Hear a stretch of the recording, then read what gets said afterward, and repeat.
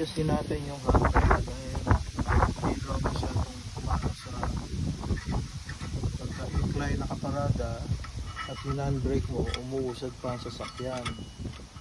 Ngayon, ang gagawin natin, a-adjust din natin sa loob yung sa loob na yun.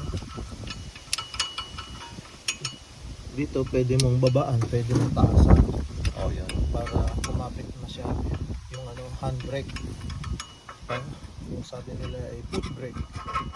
Okay, so ilalagay natin. Nandun yung ano, yung adjustment. Ito. Ito, Yan, ito yun. adjustment. Yung adjustment na yan, tataas lang yan. Ipitan mo taas. Oh, yan. Baba, paluwag. Oh, yan. Okay, saka ilagay mo to.